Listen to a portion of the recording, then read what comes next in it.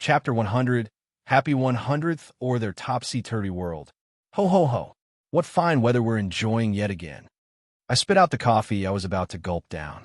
I woke up early, and as the weather seemed a bit nippy, I decided to sit back and relax with a cup of coffee when I was abruptly thrown into a conundrum. Lady Violet? What's gotten into you all of a sudden? You're acting like a cliché rich girl, which ironically has become rather rare lately, since every single novel seems to be about your run-of-the-mill villainesses. Also, what's with your hairstyle? Ringlets? That's right, Lady Violet suddenly greeted me like those young ladies from rich families. Even her attire was unlike her usual simple style, but flamboyant like she was dressed for a party. To top it off, her hair was also made up in ringlets. And frankly, it didn't suit her.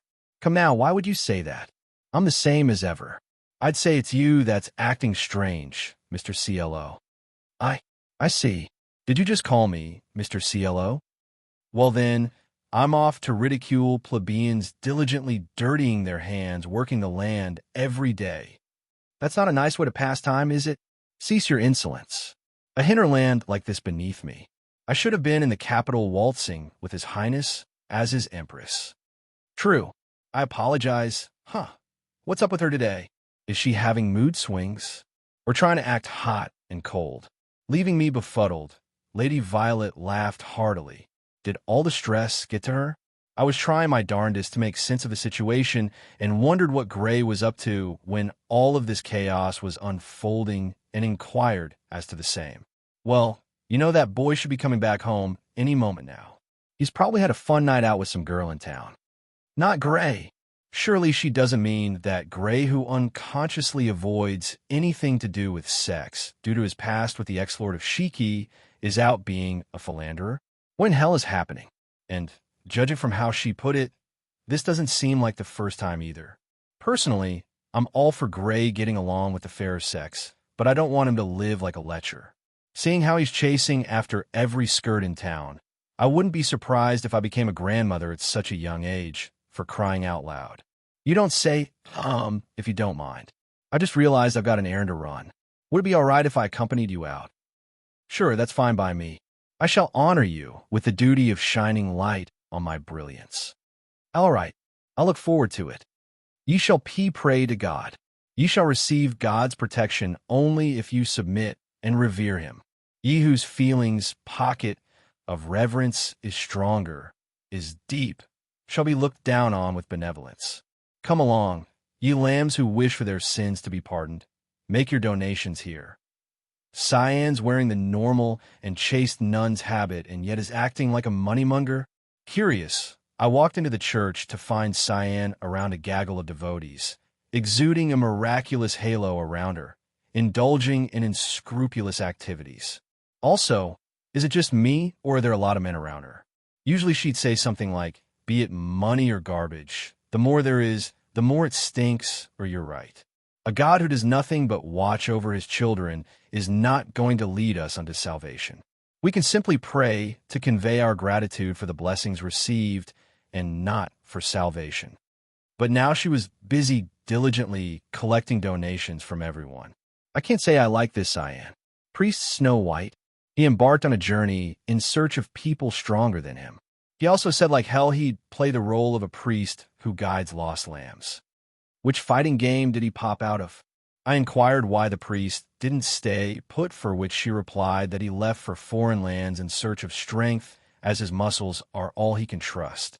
The same priest who used to say that the devotee's word of gratitude was all he needed in return for helping them, apparently stated that helping others was of no use to him. And new, be blood. Don't show me your wounds, please see. Why did you even become a doctor?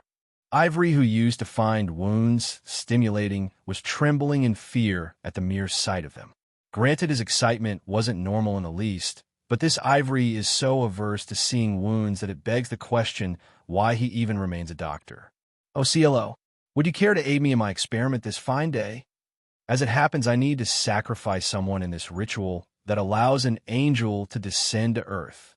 So I beg you to die. Who's this refreshing, handsome lad who has no qualms making outrageous demands? How could you not recognize me? It's Orchid. What? That scary-looking, nice black magic practitioner had become a white magic practitioner whose outward appearance was the only nice thing about him. He had this to say about sacrifices before. Any kind of results you obtain upon offering sacrifices carries little to no merit. Such a righteous orchid was casually saying awful things to others. On that note, this is the first time I've actually seen his face. Ordinarily, he had this dark aura enveloping his face, making his features blurry. Hey, CLO. What? Hey, fine. Daya. Eek. Is it you, robot? Why are you naked? What happened to your burn scars and curse marks? Burns? Curse. Haha, what nonsense. Why would there be burn scars or curse marks on my beautiful body? Also, what's a robot? That's right. Ms. Blonde happens to be a pervert who likes to show off her beautiful body. Robot, no. Blonde had turned into an exhibitionist. She used to be afraid of showing her face or body, but she had become a pervert like Miss Schwartz. I realized this back then with Miss Schwartz, but when someone shows off their body so brazenly, it loses its value in more ways than one. Hear me out, lad. Women hit the sweet spot after 80. Any younger, they're nothing but raw material like steel that is molded into a knife. By the way, what do you think about people who like little boys? People are free to do as they please, but I wouldn't want to associate with them. Mr. Bly's personality remained the same, but his preference had changed. In a way, I might like this version of him better. No, wait, he'd still be a strange, somber middle-aged man with the hots for old grandmothers.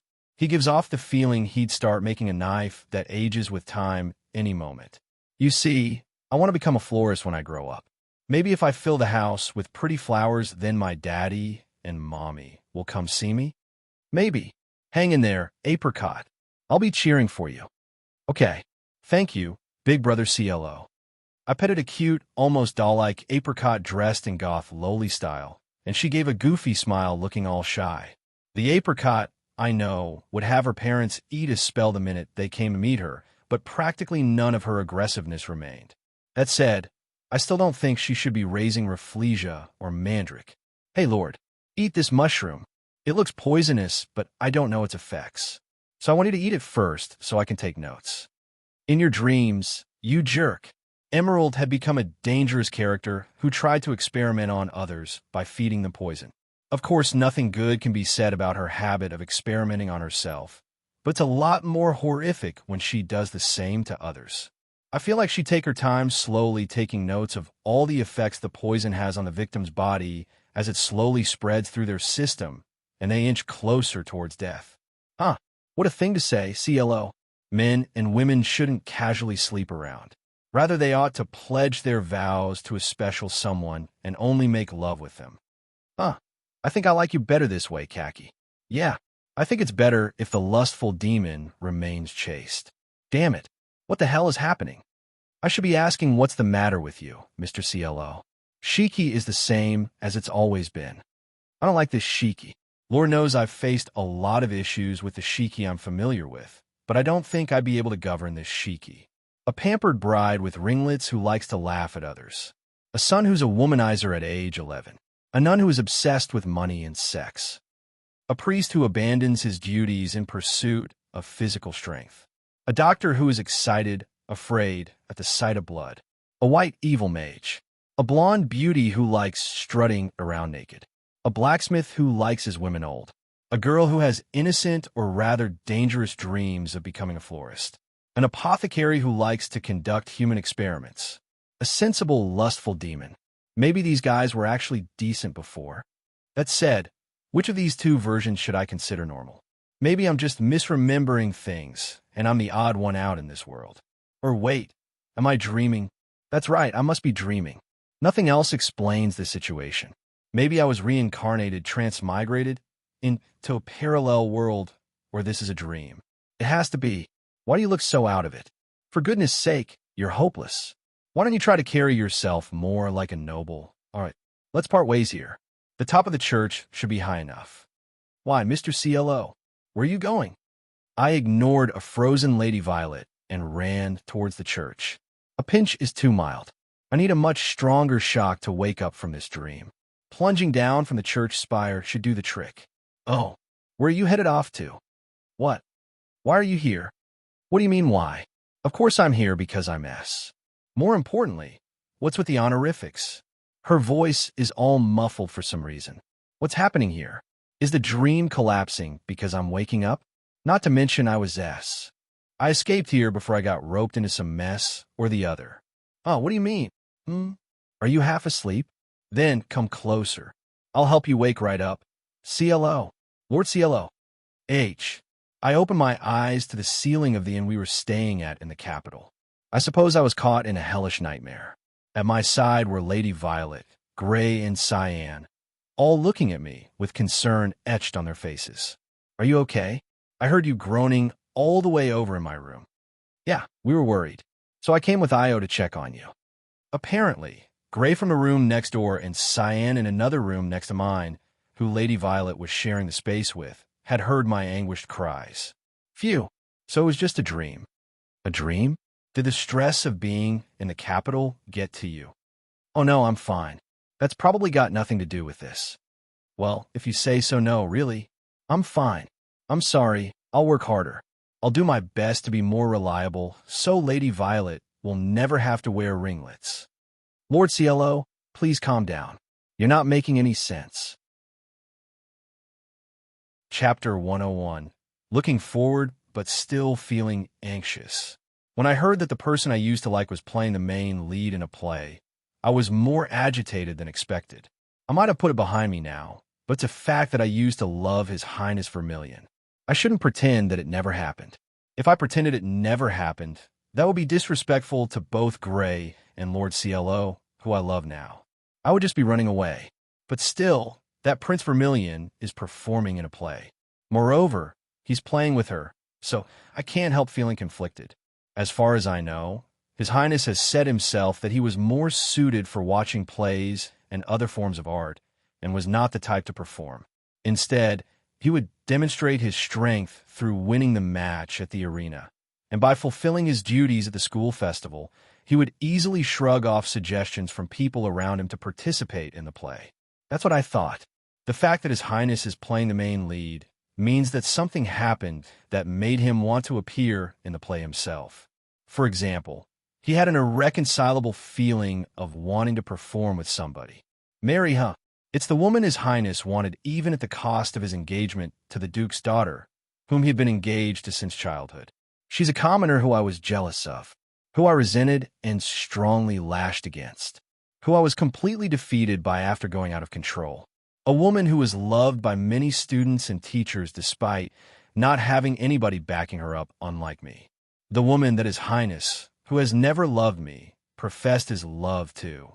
She has also charmed Ash, Chartreuse, and Eccles with her actions. Did His Highness request the leading role because she is the main actress? I don't know how true it is, but it seems like the highest possibility. She is undoubtedly the main reason why His Highness is performing in a play. But that's all fine. I have slight, not good feelings of jealousy, but that's fine. I might still get upset if I meet her or His Highness, but now I have Lord CLO and the others. Since I talked with Ms. Robot, I've been able to get over it. I can now look forward to the future. But there's something I'm the most worried about with her right now. Lord CLO and Gray might also be. My biggest worry is whether they'll be charmed by her. Even if I'm able to look forward and don't shy away from my feelings of love, if Lord CLO and Gray get charmed by her and lose interest in me, I will probably definitely become distrustful of others. I might cut all my hair, go on a journey, and starve myself to death. But it's entirely possible. If she had simply gotten close to His Highness without being so attractive, I might have not been so upset, and His Highness and others probably wouldn't have been attracted to her either. Looking back now, I think her actions often suggested that she could see through the hearts of His Highness and the others. If she's also able to see through the hearts of Lord CLO and Gray, or even Ms. Cyan, Apricot, Burnt, and Amber. Erlet, Lord CLO who's been charmed by her. Oh no, I'm about to tear up. Calm down, Violet. No matter how much of a possible future it is, it's not a reality yet.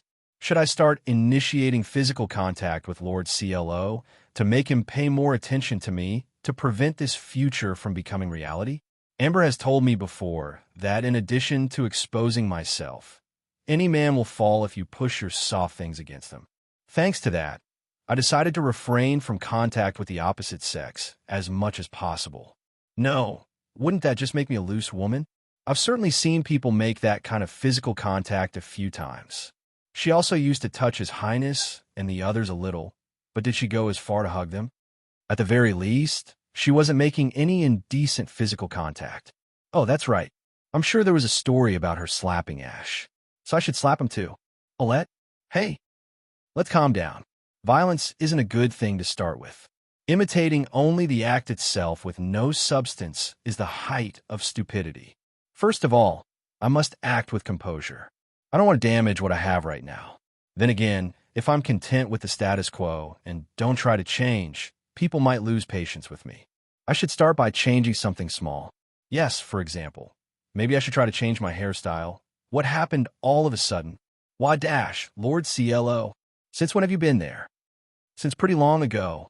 It seemed like you were lost in your thoughts, but it's already time to leave, so we have to prepare. It's already time? I messed up. I was so engrossed in thinking that the time to leave came. Since I've been invited to the play in question, I have to go and greet everybody. But while it might be a bit late to ask now, why were we even invited to the school festival play and the party? I doubt His Highness would have invited me, and it's not like she was the one who sent the invitation either. If I was invited by the Valentine family, there's no way my parents would be okay with inviting me. My older brothers are barely a possibility. The Valentine family ordered me to go and even sent Burnt and Amber to me. An invitation sent in the name of a royalty. No, there's no thinking about it now. Well then, shall we go? Yes, let's go. I stood next to Lord CLO, and we walked together to where Gray, Burnt, and Amber were waiting. By the way, Miss Cyan has already gone to prepare for the play, and Apricot is acting separately. I'm worried about both, but they promised that they wouldn't cause big problems, so it should be fine. May I, Lady Violet? What's wrong? It's fine if you want to change your hairstyle, but please don't choose egregious ringlet curls. Ringlet curls at the ends of your hair are fine, though. I wonder if Lord CLO has some kind of trauma from ringlet curls. About a 10-minute walk from our lodgings. I stepped foot into the academy, which was decorated for the school festival for the first time in what felt like a long time. Hey, isn't that, yes, undoubtedly, the academy I returned to after a long time was a very uncomfortable place. As we got closer to the school, more and more people appeared who knew me and what I did. Already 4 months have passed since then, but at the same time, it has only been 4 months. They say that gossip lasts just 75 days, but even when I, the person involved, come back, it probably hasn't been long enough for it to be dismissed as a thing of the past, since no new students have enrolled yet. Moreover, the word seems to have spread that we were invited to the school festival. She really came? Does she have no shame? Did she forget what she did to His Highness and the others? She's so brazen after making the royal family her enemy. Is the man next to her the rumored husband? Poor man to be married to a woman like that. But it seems like there are bad rumors about the husband, too. Then they're a match made in heaven. She should just crawl on the ground pathetically. Don't enter the academy grounds. Those attendants must have a rough time, too. The boy must have it the worst. It's possible. That woman can only bully and intimidate others. It's scary. People who talk loudly on purpose, so I can hear, and people who spread rumors secretly are both scary. I was the only one who thought that what I was doing was right. And as a result, I alienated everybody in the school except for Creamhild. Some of them might be blaming me for things that I didn't even do, but in truth, it's no surprising that I'm being looked down on like this within the academy. It's not like I'm not used to the negative attention like this, since I've been on the receiving end of it from unspecified people ever since I was at the Valentine family. I'm sorry, Lord CLO and Gray. Also, Burnt and Amber. Let's hurry. But I don't Lord CLO and the others who are walking with me to fall victim to the same contempt. I hate it even more when verbal abuse towards me is going towards Lord CLO and the others, even when I'm the one who's being insulted. We have to get out of here quickly. Thinking so, I turn my gaze towards Lord CLO and the rest. Lady Violet, is that your acquaintance? He was looking at a certain point with an expression as if he had seen something unbelievable. It seemed like he was so focused on what was ahead of him that couldn't hear the voices around him. An acquaintance. Is it His Highness or the Valentine family? But the fact that Lord CLO called them my acquaintance means that it must be Creamhild. No. But in that case, why would he state it as a question?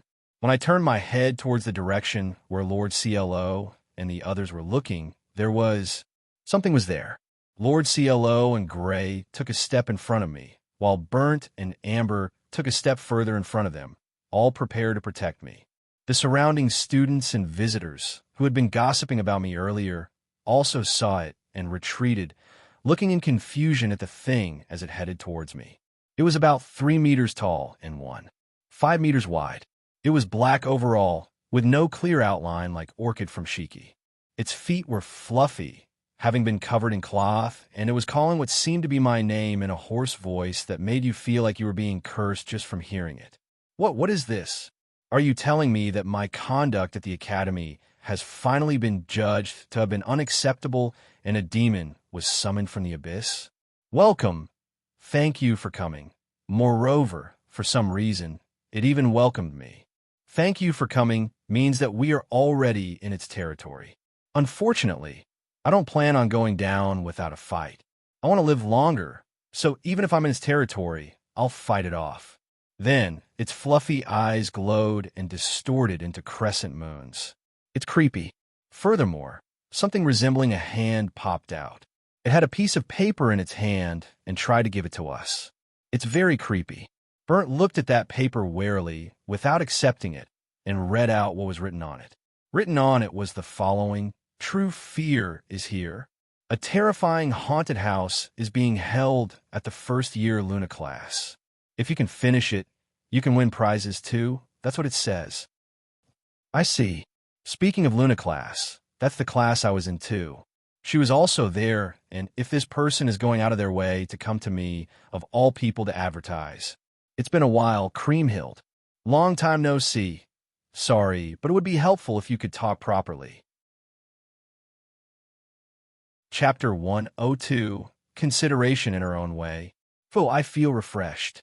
Saying so, Creamhild took off her headgear while sweating a little. I don't know how it works, but when she took it off, the headgear gradually began to shrink, and when it finally became the size of a palm, she put it away in the bag, which also had flyers in it, hanging from her shoulder. How does it really work? Was that also made from alchemy magic? Yeah, that's right, sir. It's something I made quickly by mixing things. Lord CLO probably also became curious about it and asked, what kind of materials and the process did you use to make it float in the air like that, shrink, and have glowing eyes? I've never seen a tool like that. I mixed the core of a Trent, cursed water, and a glowing liquid called Firefly Picker. Kneaded it well, then quick poof, swoosh, and it was done. I see. By the way, I made the voice by shaking my vocal cords from the inside. I see. And halfway through, he gave up on understanding her. It's difficult to try and understand sensory types like her. As I recall, there are a lot of alchemy magic users who are like this, in addition to having special talents. So it's hard to pass it on as an academic discipline. Creamhild is different, though. Anyway, I'm happy you guys came. Our class is doing a haunted house, so please come and say, oh, or maybe I could show you around the school festival.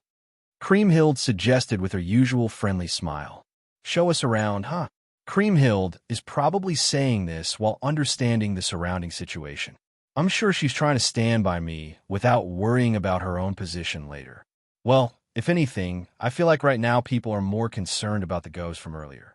I'd be happy if you were our guide, but if you were handing out flyers, that means you're working, right? Don't you need to attend that? I'll hand them out while I guide you guys. It's all fine as long as they're gone in the end. In other words, you have no intention of handing them out seriously. I mean, because we have famous people like Char and Ash, it's already a huge success even without the flyers. Is that so, HM? It's true that if Ash, Chartreuse, and His Highness are there, the haunted house would become a hot topic, but would that alone be enough to make a success? It's possible, but I wonder if the advertisement worked better than expected. Speaking of haunted houses, people are in costumes like Creamhild earlier, right? In that case, I don't think having famous people would make any difference. Then Gray asked Creamhill, perhaps wondering about the same thing. His question was just as you'd expect it, about how nobody could tell who they were if they wore a costume. Wait, Creamhild? Did Gray just call Creamhill by her name? The prize for surviving the haunted house is handed over directly. Currently enrolled students can nominate the person they can get the prize from, so we have a lot of repeaters. Is that okay? Ahaha, it's okay. In other words, due to the popularity of His Highness and the others, people try over and over again. It's probably better since it's more wholesome than the bars in the red light district that I've heard about. But is it really okay? But apart from that, it's amazing. Do you guys also want to come and see? His Highness and Mary aren't here because they're preparing for the play. No, if I go now, right? If Lady Violet goes now, I appreciate the offer, but even though we have time until the play starts, I feel hesitant to go to my former class. His Highness and Mary might not be there, but Ash, Chartreuse, and Silva, who hates the very sight of me, must be there. It takes courage to go there. Lord Cielo also glanced at the surrounding situation and looked uncomfortable. It's okay, you guys just don't have to get found out. In short, what do you mean? It's a school festival, so it's okay to dress up a little. There's no problem even if somebody like Robo appears. I think Robot would be a bit difficult to pass off, but yes, that's true. Dressing up might be a good idea. Lord Cielo, I have a bad feeling about this. Do you have any specific ideas, Miss Creamhild? Change hairstyle. Put on a hat. Put on glasses. Why is she speaking in full stops? No, I guess that's fine. If we disguise ourselves too blatantly, we'd stand out even more. So with just that, we'd be better off than now. Yeah, that might be fine, but would we be able to prepare those immediately? Don't worry. If I have materials, I can make them for you right away, and hats, and such can be found in the waiting room of the haunted house. I see. Then can I rely on you for this? As for the space to change, yup. Then you can use an empty room to change your clothes, and I'll make sure that no one's there. So let's go together. Oh, put this on. Wait, Creamhild. Saying so, Creamhild immediately took my arm, put on a ghost costume with a different face from the one she was wearing on me, turned my body towards the classroom, and pulled my arm. At first I was surprised, but when not just Lord CLO, but also Gray, Burnt, and Amber followed us, without saying anything even though they were also surprised, I realized that this was Creamhild's attempt to get me away from my current location. Doing this will put Creamhild in a bad position in the academy, but she's being considerate to me. Don't cause trouble. What might you be talking about? I feel apologetic, but I'm also thankful to still have a friend who would pull me along like this. I think it's a good thing that I can go around with my friends like this, even though this school festival is nothing but painful for me. If we can trick the people around us well, it might be nice to give the haunted house a try. Really? I'm happy about that, but don't push yourself too hard, okay? Yeah, I know. And I also thought that if the costume worked well, it wouldn't be a bad idea to go into the haunted house where my friend helped set it up. But at this time, we still had not realized. Why was there a prize for surviving the haunted house? In other words, it was because it was considered that there was a low chance of people finishing it. And the costume tool that Creamhild was wearing earlier, she said that it was created with alchemy magic. There are 2 users of alchemy magic who can create something like that easily. The haunted house was presented by Luna class, where the talented students of Azalea Academy had gathered. Especially this year, there were charismatic students like His Highness, Ash, and her, who were good at leading. And we could easily deduce what kind of thing the haunted house that they went all out on would be if we just thought about it for a moment. Chapter 103, Various Fears. After I asked Amber to style my hair in a crown braid, put on a hat, and put on fake black-rimmed glasses made by Creamhild, the people around seemed to have a harder time knowing who I was than I expected. They did not recognize me, and even when I advertised to the classmates who I'd only talked to a few times and told them to please come, to their faces. At first I was worried if it would be okay when I looked in a mirror after disguising myself, but no one seems to know that it's me even when I speak, so it does seem to work.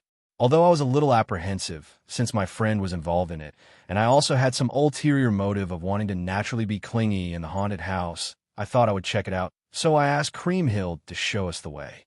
That's how I ended up here. Please sign the pledge before entering the haunted house.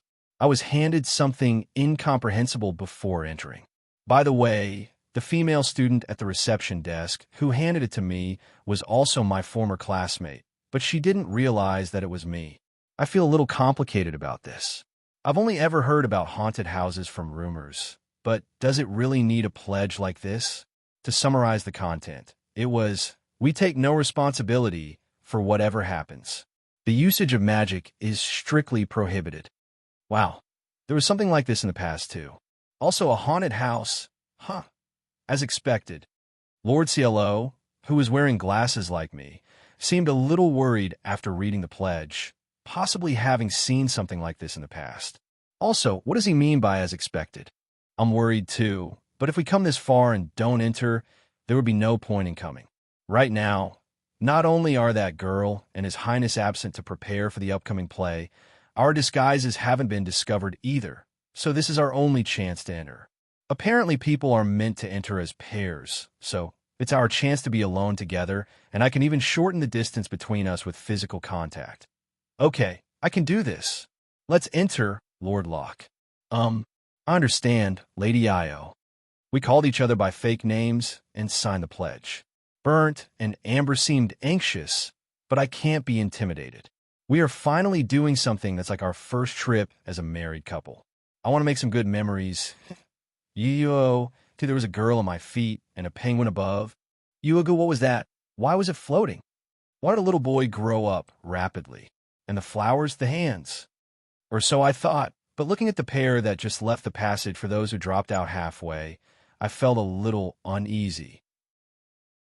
I couldn't understand their words, and although it was definitely scary and the girl was clinging to the boy's arm, it didn't look very fun. Are you okay, milady? I'm fine.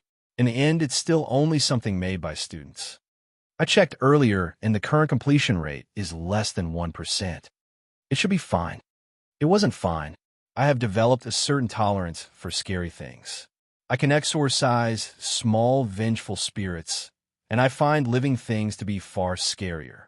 I want to reflect on myself from a while ago for making light of this haunted house, and thinking that while it might have been scary, it was still made by school students, and if they managed to get the permission from the student council, it wouldn't be that bad. Lady Io, it might be my imagination, but isn't the ceiling a bit too high? Did they do any renovations after I graduated? I don't think so. Also, I'm sure we entered a classroom, right? Yes, but isn't this place somehow bigger than the training hall? First, we entered the classroom, but the space inside was as large as a 50-meter square training hall.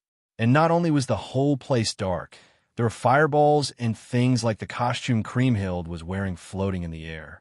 Isn't there something strange about this house at this point?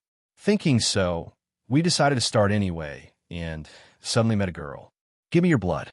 Your bright red blood. I'm sorry, I can't do it. Give me your internal organs. Your bright red internal organs. I'm sorry, I can't do it. Give me, give me, give me, give me, give me, gimme, gimme, gimme, gimme, gimme, gimme, gimme, gimme, gimme, gimme, gimme, gimme, gimme, gimme, dash. Let's go. She might really take dash. You can't run away. Let's go for real. A little girl in white clothes started repeating the same words like a broken puppet. Then she started floating in the air, took out a knife, turned her head once, and chased us while laughing. The terror of being chased was scarier than I expected, but this much was still fine. I thought it was a little cute that Lord CLO was more scared than I expected. But as he took my hand and pulled me along, my heart was full from happiness of having achieved my goal to some extent and embarrassment from him holding my hand. By that point, Lady Io, the puffer fish grew into an octopus, and it's attacking us. What are you talking about? A penguin descended from the ceiling and started tap dancing. What the hell? It has some good skills. A boy grew up rapidly into a chimera and made a marriage proposal. But looks like it's for you, Lord Locke, not for me. What? Hey, Lady Io, a man just cut off his head in front of us and is coming towards us with his head in his hands. But it's a trick, right? I couldn't see through it, but please tell me that it's a trick. Why are you silent? Lord Locke, since when do you have 4 arms? Huh? Whoa, what the hell? This is disgusting.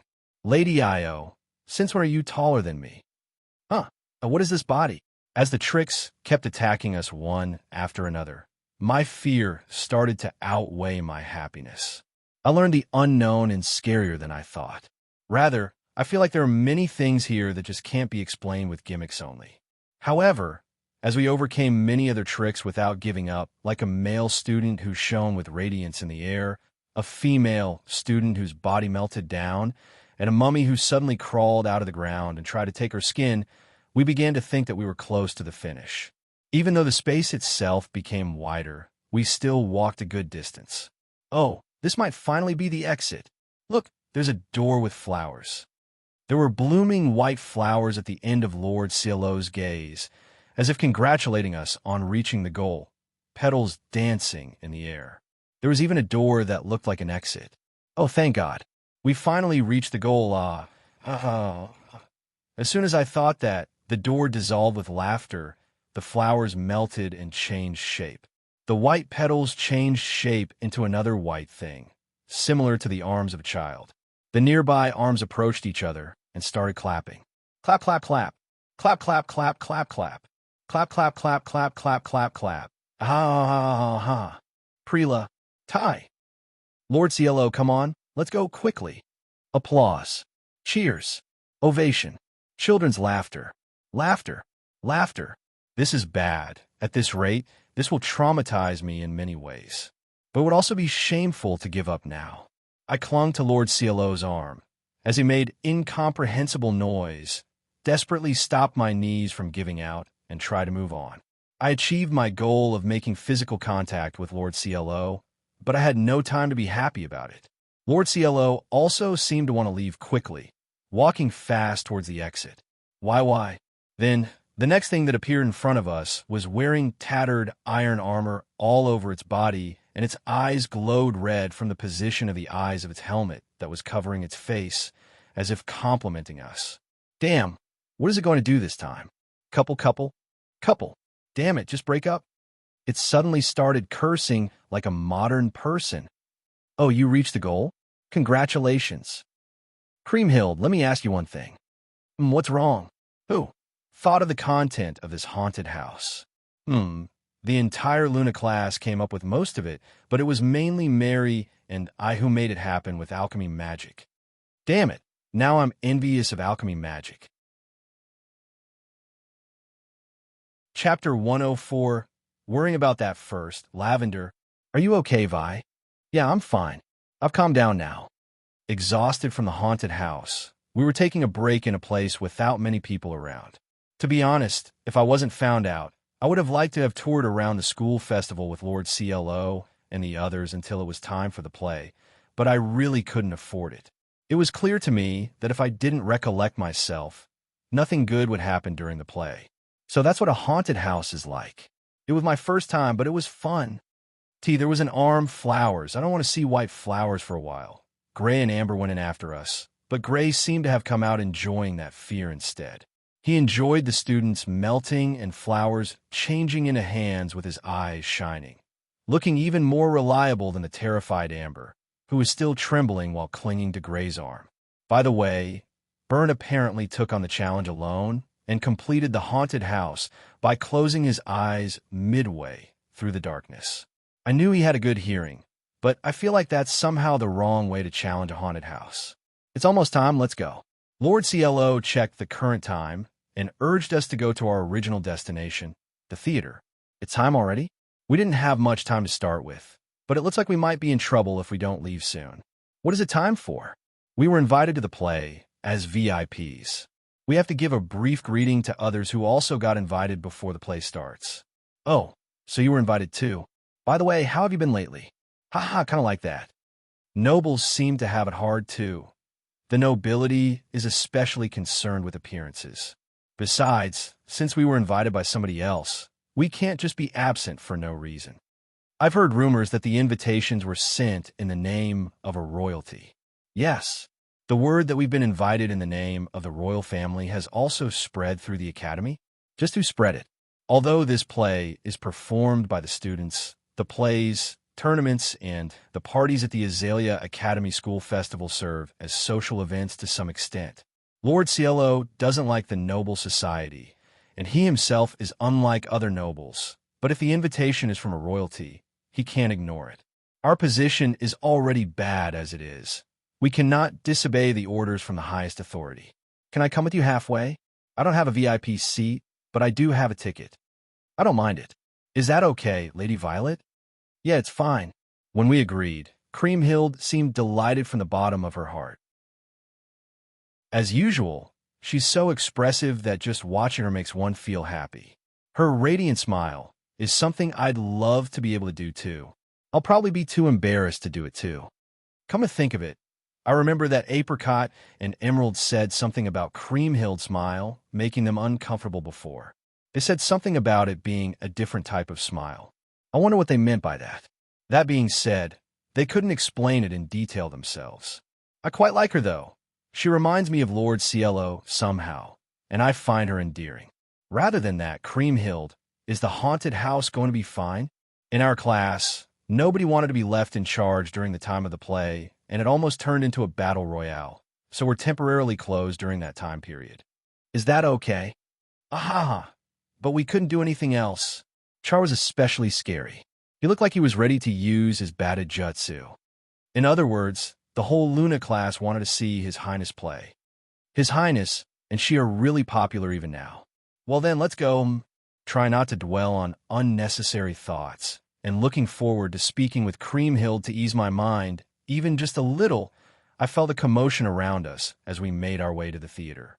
Glancing around, I saw a strange crowd of people a bit away from us, with someone seemingly moving within it.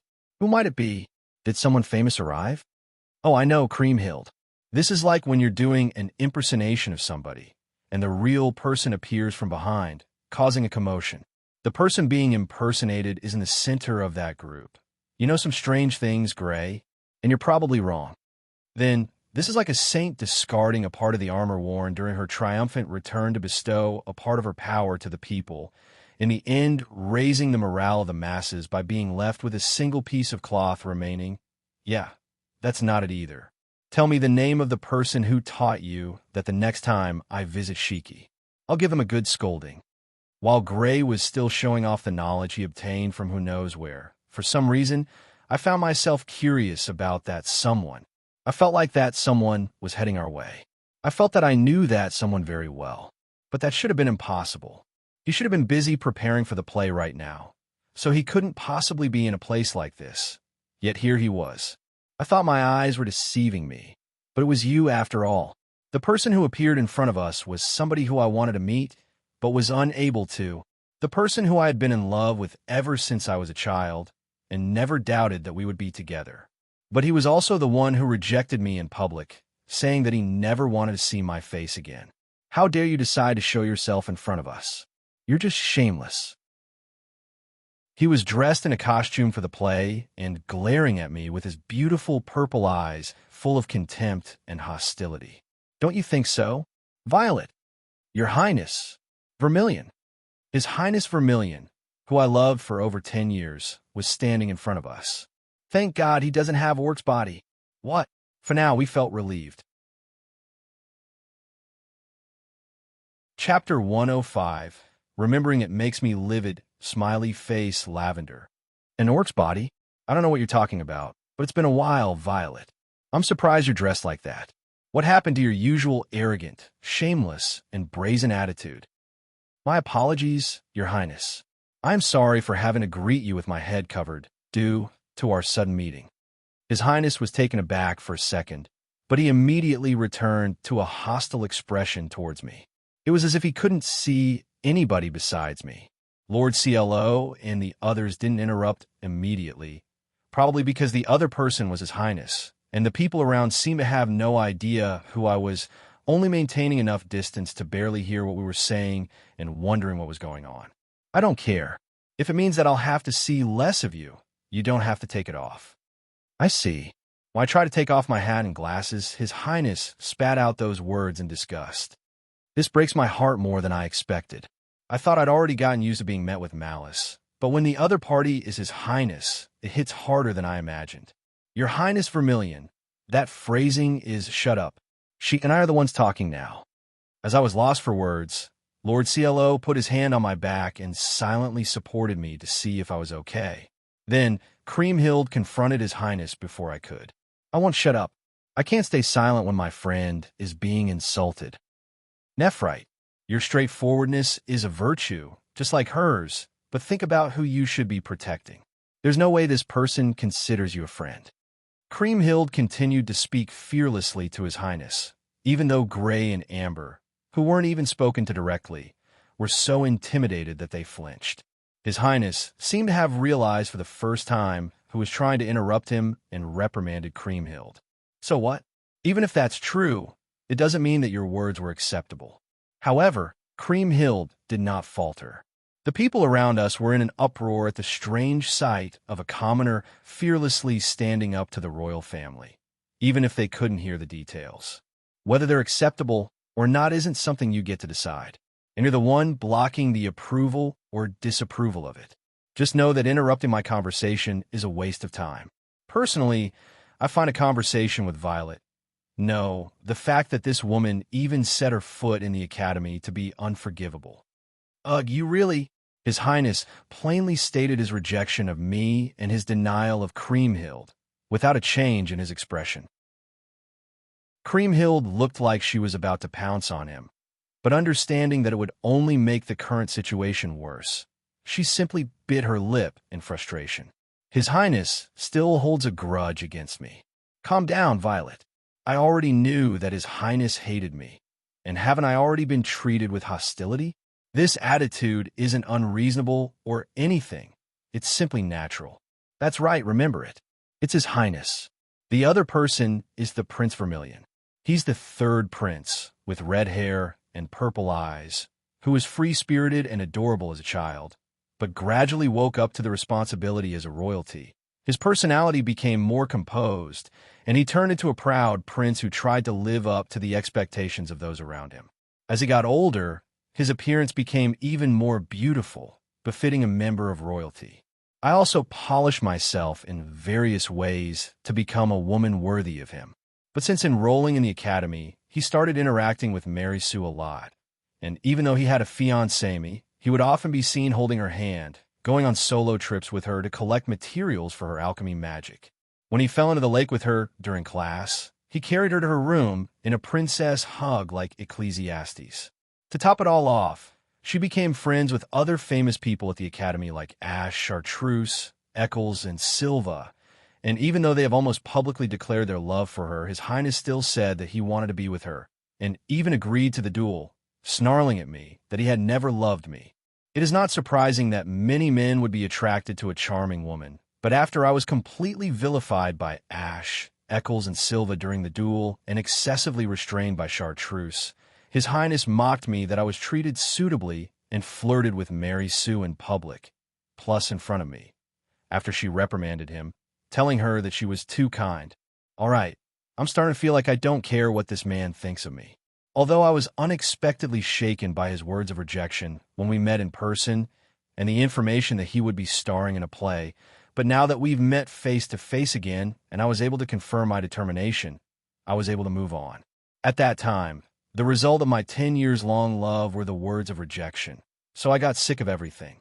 However, ever since I was saved by Lord CLO and the others, I've calmed down a lot. To start with, I feel like those 4 months are more important to me than the last 10 years. It's selfish, but I've decided to selfishly be happy, so let me move forward again. I took off my glasses that I was told I didn't have to take off, took off my hat, left my hair that was set by Amber, who told me that it looked good on me, and turned towards His Highness as I was. Lord CLO and Creamhild looked worried, but when I let them know with my expression that I was okay, they allowed me to take a step forward. I still think that it is impolite, so I will take them off. Once again, how do you do, Your Highness? I am relieved to find you in good health. Yeah, all thanks to you. To be more exact, I've been able to fully enjoy my school now that the burden is gone. I am delighted to hear that. Many people say that the memories of school life are a treasure. I shall pray that you lead such a school life, Your Highness. I would love to do that, but a jealous woman who I just can't seem to get rid of is damaging that treasure. Personally, I would like to get rid of her before I meet Mary. I must apologize about the part of getting rid of me, as I have my husband with me. I cannot act selfishly. And as for my apology to your highness and her, I will do it at some point. However, you are the star of the play. I will not be able to apologize satisfactorily if you are pressed for time. As I bowed, the people around quietly stirred, and His Highness' eyes became even sharper with disgust. The surroundings reacted to my apology, while His Highness seemed surprised at me calmly, saying that I would apologize. His Highness looked around at the people around me, and since Gray was too young and he knew Burnt, he decided that Lord CLO must have been my husband, and looked at him closely. Are you Violet's husband? I've only heard that she got married. Yes, my apologies for greeting you belatedly. Lord CLO took a step forward and bowed to His Highness. For a moment, I felt like Lord CLO was looking at His Highness with a hateful expression. It was not due to me being insulted, but rather due to looking at His Highness' face as if he saw something else. I am CLO Hartfield, the third son of Baron Hartfield. I currently serve as the Lord of a land by the name of Shiki. I apologize for having to greet you at such a place. Baron CLO, huh? With a woman like this. Wait, did you say the third son of the Hartfields? Yes, I'm the third son of Baron Hartfield and a graduate of this academy, Your Highness. I see. However, next, His Highness looked at Lord CLO as if he was surprised by something. Although, he quickly recollected himself, and his expression turned into exasperation. His Highness did not seem to know about Lord CLO from his earlier reaction. So what was he reacting to? You're a match made in heaven, Violet. To think that you would marry the person who tried to kill my older brother Carmine. What? His Highness looked at Lord CLO and spat out those words. Chapter 106, a somewhat dense type, smiley face, lavender. The attempted murder of the second Prince Carmine. His Highness definitely said so. It sounds like nothing but a lie, but I can't think of a reason why His Highness would lie in this situation. Or it's possible that he's trying to spread rumors about Lord CLO to put me in a difficult situation, but I can't imagine His Highness doing something like that. What I do know is that they had never met and talked prior to today, and perhaps His Highness is only observing Lord CLO because he had heard his name before. One correction. I merely participated in a duel. I don't mind either way, but that's how it's considered. I see. So you don't care either way, but you won't deny that it was your goal. You seem different from what I've heard. I don't know what His Highness thought when he saw Lord CLO's attitude. Was it understanding? A new realization? Or perhaps appreciation? I'm sorry, but let's not talk any further. I'm afraid we don't have much time. You're right. I can't make people wait any longer. Lord CLO remained calm and respectful towards His Highness, and without further denying or confirming His Highness' words, told him that the time for the play was approaching. Does the fact that he's not denying it mean that Lord CLO really tried to kill Prince Carmine?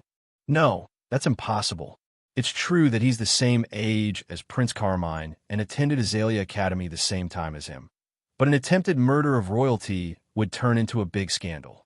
No matter how lenient they were, there would be no escape capital punishment. Also, what did he mean by a duel? Violet. My thoughts were interrupted by His Highness' words. I could sense his rejection of me from his words that were still filled with the same contempt for me. I'll decide how to deal with you later. I have other things to prioritize right now. Deal with me, huh? Looks like I'm being treated like a calamity. I don't particularly care about what he thinks of me, but it's a little sad to be treated like an object. It makes me feel sorry towards Lord CLO and the others. You guys might be watching the play, but don't get in the way. Don't you act the way you used to just because you hate Mary. Yes, I will keep it in mind. I look forward to your performance, Your Highness.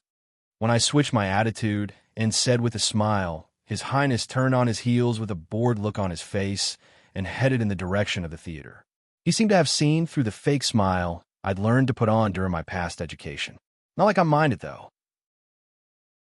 The people around us were looking at us, wondering what to do, but His Highness changed his expression and promoted the play, saying, "If you would like, I can show you the way until halfway, So they followed him without caring about us. And the space returned to the empty space it was before His Highness arrived. Raising the public's word with a single sentence and advertising something himself doesn't seem like His Highness that I knew. No, right now Lord CLO is more important. Prince Carmine Vi. Gufu. Lady Violet, milady. Just as I was checking on Lord CLO, Creamhild threw herself at me. It happened so suddenly, but I couldn't help but react improperly. There was so much force in her action that as usual I couldn't help wondering where in her small body she had such power. Creamhild, don't hug me suddenly. You must have been worried about me, but I'm okay. Really? You're not forcing yourself? Don't worry. I already don't care what His Highness Vermilion thinks about me.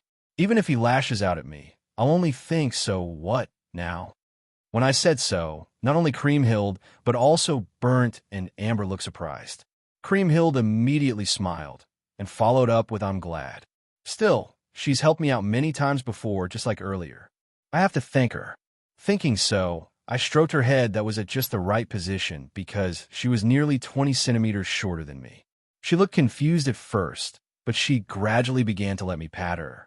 Let's go already, Lord CLO. If we don't hurry up, we won't be able to say our greetings. When I made the suggestion, Lord CLO looked a little surprised, and, Are you not going to ask what I did? He asked somewhat apologetically. Sure, if you asked me whether I was curious or not, I would say that I'm curious. Thinking about it carefully, I don't know why Lord CLO dropped out from Azalea Academy, or why he was put in charge of a land like Shiki, a dumping place for problematic people. Even though there were rumors about him being tyrannical, arrogant, and lustful, the facts are different. Regarding his lust, sometimes I even wonder if he feels anything at all. He does get embarrassed, so I assume he feels it to some extent. This so-called attempted murder probably has something to do with the duel. You could just tell me when you want to talk about it, Lord CLO. I also have done things in the past that I can't be praised for. I'm not shameless enough to criticize you for something. I don't know how much he knows about my deeds, but Lord CLO didn't look down on my past. He even told me to not deny the efforts I had made. At the very least, the golden ring on my left ring isn't just symbolic. It's a proof that Lord CLO and I are husband and wife, and it's an acknowledgement of who I am now. So, even if you did something in the past, it's the current you that I like. Isn't that enough? Even if Lord CLO has attempted murder in the past, he's my precious and beloved husband, and he's by my side. That's all I need right now. Bye. After a while, it was Creamhild, whose head I was still patting, who responded to my words. What's wrong? I'm envious that you have somebody you can say things like that to. But, Creamhild stopped speaking for a second, glanced at the surroundings at Lord CLO and the others, and continued. I think it would probably be better if you said that without us. Why? What should I do? After laughing like always, Creamhild scratched her slightly red cheeks, as she was lost as to what to do. Come to think of it, Burnt was holding down his eyes and blushing, as he said, the voice, and Amber was looking up at the sky with slightly red cheeks, muttering the scent to herself. Why are they acting so strangely?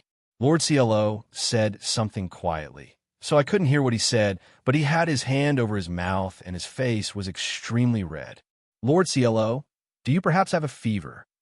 I'm fine. I don't have a fever, and it will subside in a little while if I keep standing. So please stay as you are. Please continue patting Ms. Creamhild the way you are. Please. For some reason, Lord CLO was trying to distance himself from me. I wonder why. Did I say something strange? Chapter 107. Different Forms of Love and Relationships. Having been hit with Lady Violet's straightforward affection, I took several deep breaths to compose myself and headed for the theater once I calmed down. To be honest, I'm still not very calm, but I'm feeling a lot better. We parted ways with Creamhild, who seemed to be smiling more than usual at the entrance, and went around to greet people. However, as expected, everybody seemed to know about Lady Violet's situation, and they would cut the conversation short or make some roundabout sarcastic remarks. There were a few people who knew about me, so we were avoided even more, but I was prepared for that to happen, so I didn't mind it. However, I did hope that Lady Violet and Gray wouldn't feel uncomfortable. I'm glad we got to meet Kaki's family. Yeah. The single saving grace was the fact that we got to meet Kaki's older brother and younger sister, who were attending as the representatives of the Roberts family. Despite the way he acts, Kaki is the second son of a marquis. I've met his siblings a few times through Kaki-related matters and have become quite close with them, so they kept the surroundings in check for the play. Thanks to them, blatant sarcasm and conversations have been kept to a minimum. Still, this might sound rude, but I still can't believe that Kaki is from a marquis family, and the Roberts family at that. As we sat in our VIP seats in the theater and waited for the play to start, Lady Violet made sure that there was no one sitting close to us and muttered under her breath. The Roberts family is a legendary family that was built by Kaki's grandfather, who rose from the rank of a baron to a marquis in one generation. Although there are some who call them outsiders, they are often spoken of as an illustrious family. But with Kaki being the way he is, it's no wonder this fact is hard to believe. On the other hand, his older brother and younger sister are technically married, very serious and talented, without any strange rumors about their sexual inclinations. Speaking of which, I have had some contact with the Roberts siblings, and I have to say that they're wonderful people. Not only are their talents outstanding, they also get along so well that it makes me envious. I never had a good relationship with my siblings. Come to think of it, Lady Violet has two older brothers, who are quite a bit older than her. In the Ring of Fire, they were only mentioned in a character setting, and I've never met them in this life either, so I don't know much about them. I've had some contact with the Roberts due to my connections with Kaki, so I know that they're outstanding people. They've taught me a lot about how to act as the Lord and how to negotiate, and they're such highly capable people that even the Valentine family thinks highly of them. They're a wonderful pair of siblings who treat the residents of Shiki and the commoners alike without any discrimination. Yes, and those siblings are brilliant. However, if you ask me if there were absolutely no problems with them, I would have to say no. I feel like I had the exact same thought recently, but maybe I'm just imagining it. Certainly, those siblings love each other. I envy their deep affection for each other. Just say that they have a good relationship, Gray. Saying that they love each other might be taken the wrong way. Oh, pardon me, Lady Violet. Indeed, I should have phrased it that way. Consanguineous marriage. I think that was the term. It's forbidden by law, isn't it? Yeah, you're right. It is forbidden by law, but possibly having felt something strange from Gray's words, some strange questions seem to have risen in Lady Violet's mind. Consanguineous marriage is forbidden in our kingdom. I heard that some royalty and nobles in the past would do so in order to keep their bloodline pure. But since the current state religion has been recognized as the state religion, it has been banned once again by law, because incest is forbidden by the doctrine. As someone who had a younger sister in my previous life, I honestly don't want to think about doing something like that with a close relative, but love takes different forms, after all. What's wrong, Lord CLO? Well, it's probably best not to meddle in how well Kaki's siblings get along. It just so happens that the person they loved happened to be nearby. Besides, one of the love interests was also born from that kind of a relationship. Nothing, I just thought that the world is a big place. Oh, looks like it's about to start. You're right. It seems to be starting. The surrounding VIP seats were filling up, and the lights were gradually dimmed, signaling that it was time for the play to start. As the darkness fell, the audience, who had been looking forward to the play, gradually got quieter. I checked to see how full the place was, and found that there was standing room only near the entrance, where the audience was crowded together. Was this the influence of His Highness, or perhaps Ms. Mary? Either way, it was amazing that such a large theater was filled to capacity. It seemed that they had cast space preservation to prevent people from entering halfway during the play. Lord CLO, as the surroundings became darker and the play was about to begin, Lady Violet called my name in a small voice. When I asked what was wrong with my gaze, Lady Violet seemed worried about the play we were about to see. Although she said that she didn't care about His Highness' feelings toward her, I don't know what she actually feels. I wonder if she has some thoughts about the fact that her former crush is starring in a play. That kind of stung. I wouldn't have admitted it back then, but she's a wonderful, beautiful woman. So, her hands were clenched tightly on her thighs, and her expression was so tense that I could tell it even in the dark. I assume by her, she means Ms. Mary. She's a wonderful woman, so it can't be helped if you're charmed by her, but no, it's fine. Let's just concentrate on the play. In other words, she's worried that I might be mesmerized and fall in love with her. Yeah, my wife is cute today as well. I placed my hand on her clenched fists and smiled reassuringly. When Lady Violet saw my expression, she also smiled as if she was relieved, and then turned her gaze back towards the play. Milady's nervous heartbeat and voice fell. The smell of Milady's nervous breath fell.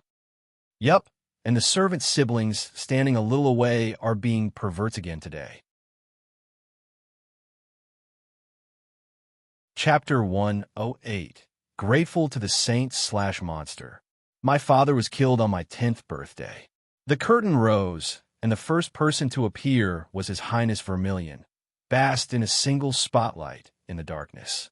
Unlike the knight-like attire he was wearing when we met him before, he began his monologue dressed and equipped like a foot soldier. My father was a hero. He fought in many battles and took many lives, but he also saved many more. While I'm an amateur when it comes to the theater, I can still say that His Highness acting was pretty good. His voice, breathing, pitch, timing. All of those were well balanced for an amateur. Even though I was in a VIP seat, which only had a good view and was actually quite far away, his acting skills made him look like he was closer. His Highness was truly an actor in this moment. I bear no grudge against the killer. It was a natural consequence of my father's deeds and a common sight in the world. Still, I must accomplish this vain goal known as revenge. It was hard to imagine, given his blatant display of undisguised dislike for Lady Violet earlier. But maybe that's what they call the aura of royalty. In any case, the fact that the audience who came to see His Majesty was watching him without making a fuss from the moment he appeared on stage was proof of that. Even if it means making my beloved cry. The story of the play, to put it simply, was about revenge and love. Basically, the child of the hero, who was determined to avenge his father, tried to take revenge on the family of the person who killed his father, and found out that one of their family members was a girl he had been close to since childhood. His feelings waver, and he hesitates in his choice. That's the synopsis. To be honest, I don't think this is the kind of story you would expect from a student play, but stories with this kind of plot seems to be common in Azalea Academy. Maybe they also performed plays like this outside of Japan in my past life. Hey bro, it's been a while. Glad to see you're doing well. After the monologue ended, the actors came out one by one, and the 5 actors stood on the stage. I had never met some of them directly or hadn't had a detailed conversation with them since meeting them, but they were people I knew one-sidedly. Vermilion Randolph, the third prince with red hair and purple eyes, who's been blessed with talent and excellent overall abilities. Ash Austin, third prince's excellent valet, with bluish-brown hair and black eyes. Chartreuse Calvin, dark green hair and chartreuse-colored eyes. A knight candidate with the best physical abilities amongst the 5. Eccles Forsyth, a glasses-wearing second-year student with white hair and yellow-brown eyes from an Earl family who excels at magic. Silva Seifred, the only commoner among the 5, with silver hair and red eyes who uses a scary special magic. All of them are love interests in the Otome game. When the ring of fire is lit, world is painted red.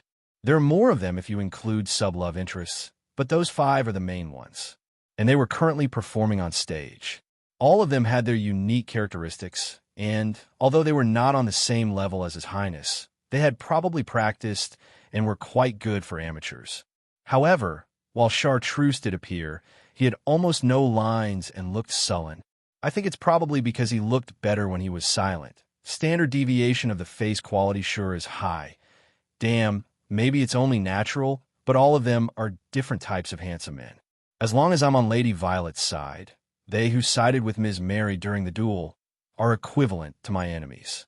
But if I were to join them, I'd look extremely out of place. If Lady Violet and Ms. Mary were added to the mix, I'd pale even more in comparison. I don't know whether Ms. Mary is as beautiful as them, but according to Ms. Creamhild, she's a pretty girl. In any case, even if they're enemies, there is no need to go out of my way to stir up trouble with them. Seeing them all on the stage and the reactions of the audience, entranced by their entrance, I once again felt that I didn't want to become their enemy. The only ally I need within the school is Ms. Creamhild.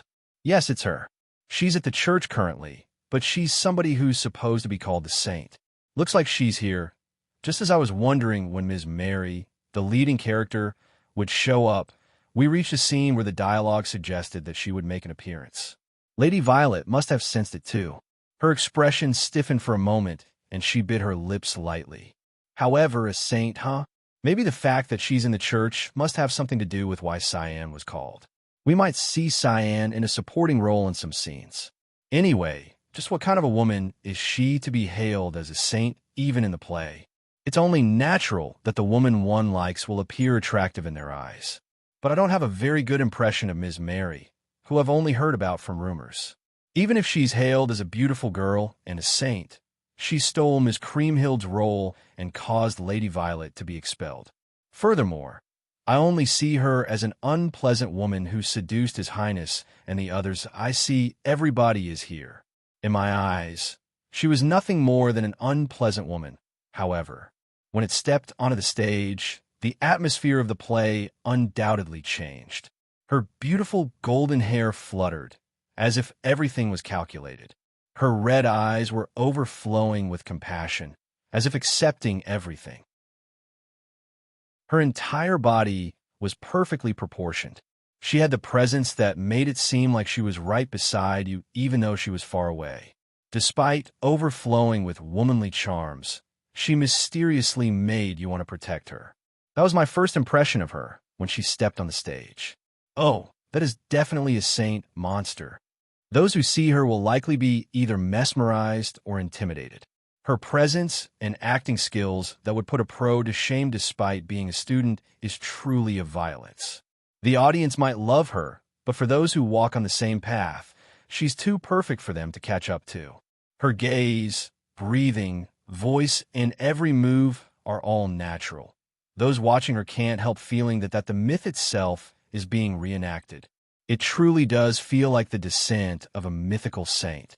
This is all being done by a 15-year-old girl who has only been acting for about a month. It's truly abnormal and bizarre. If she performed the same way during the promotional campaign, it's not surprising that many people at the promotional venue perceive her as a saint fitting her role. I see. No wonder she was able to enchant not just His Highness and the others, but also the students of Azalea Academy. If she treated everyone equally, brought salvation, brightened up the place, solved the rotten parts of the school, and solved the problems of not only the love interests but also the students, just like the heroine of the Ring of Fire, of course she would become popular. Even if she's a reincarnator like me and knows the way to resolve things from the game, from the perspective of the people who have been saved, it doesn't matter. After all, the fact remains that the negative feelings they had been harboring for many years had been resolved. Furthermore, if you add her beauty that you would hesitate to tarnish and seductive voice, you would start to feel as if you were dealing with a messiah. Her acting gave that illusion. That aside, isn't Lady Violet more attractive? Ms. Mary is certainly a beautiful and charming woman. That's clear even at a glance. She has beautiful skin and hair, and her acting skills and voice are wonderful. As I said earlier, it's not unreasonable to mistake her for a saint because of the mighty aura she exudes. It feels as if you're dealing with the world on a different scale. But putting that aside, if I was asked to choose the more charming woman, I would choose Lady Violet without hesitation. 9 times out of 10, or maybe 10 times out of 10. Of course, I understand that one shouldn't judge someone's attractiveness based on their appearance alone. Personality, in particular, is something that someone can't tell from a first impression. Right now, I don't know if Ms. Mary has a good personality, always wanting to save others, or if she's just a calculated villainess aiming for power and pretty boys. Regardless of which it is, His Highness fell in love with Ms. Mary, and in the end, Lady Violet and I got married. All right, in a way, I have to be grateful to Ms. Mary. Thank you, Ms. Mary Sue. I can't forgive you for getting Lady Violet expelled, but putting that aside, Thank you for letting me meet Lady Violet as a result. I can't thank you for that directly, so I will express my gratitude in my heart. Also, your acting skills are amazing. However, I can't help but think that if Lady Violet had played Ms. Mary's role, the play would have been even more fascinating. I don't know how good Lady Violet's acting skills are, but I'm sure she would shine with some polish. I want to see it. I'd rather watch a play starring Lady Violet. But that would mean a large audience like this would see her. It may be a good thing for many people to find out about Lady Violet's charm, but I kind of don't like it. I don't know why, but I don't like it. For now, there is something I can say with certainty. At this stage, Lady Violet is the more attractive woman. This probably won't change. Chapter 109, The Sudden Fateful Encounter. Let's live our lives looking forward to the future. All around were sisters, including Cyan, in a praying pose. In the spotlight, Prince Vermilion, dressed in the same dazzling night costume as when we met earlier, and Ms. Mary spoke their lines, and the lights gradually dimmed until it eventually became dark. When the audience realized that it was the final scene and the lights went out, a thunderous applause rang out throughout the theater, which naturally turned into a standing ovation. Everybody in VIP seats stood up to clap, so we also followed suit.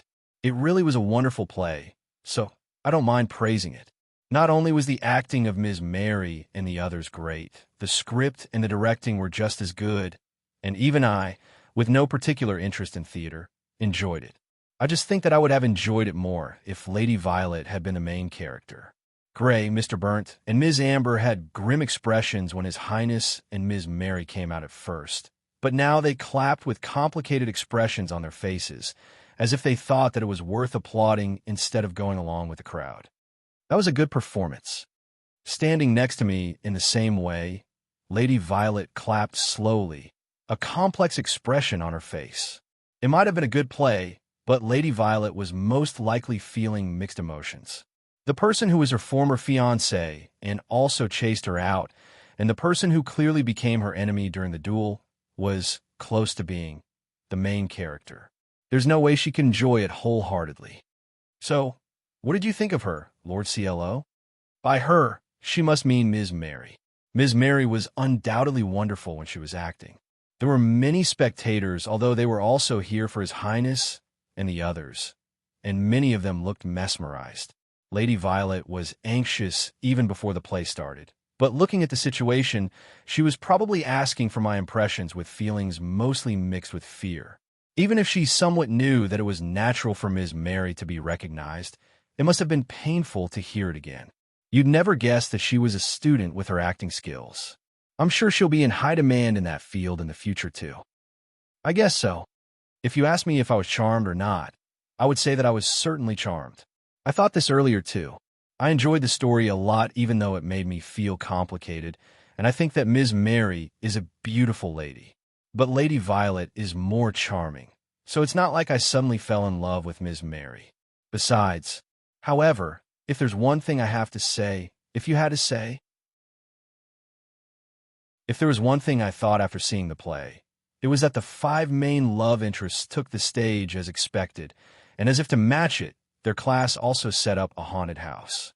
In other words, this meant that I just thought that she also walked a very thorny path.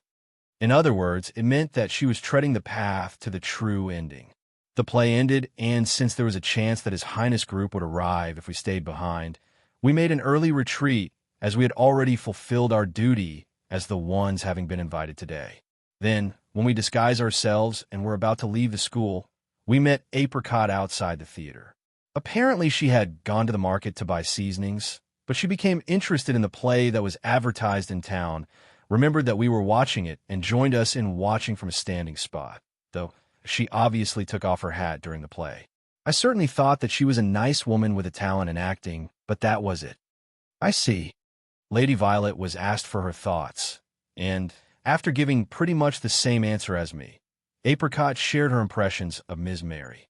She asked me, Gray, Mr. Burnt, and Ms. Amber too, is she really that worried? I admit that Ms. Mary is attractive, but I think Lady Violet is more attractive than her. I think she could be more confident, although considering her past and the play we just saw, her anxiety is probably natural. Lady Violet then hung her head down slightly in response. I wonder if she thought that Apricot was looking out for her feelings. Apricot sighed in exasperation at that sight and poked Lady Violet's head with the cane she was holding.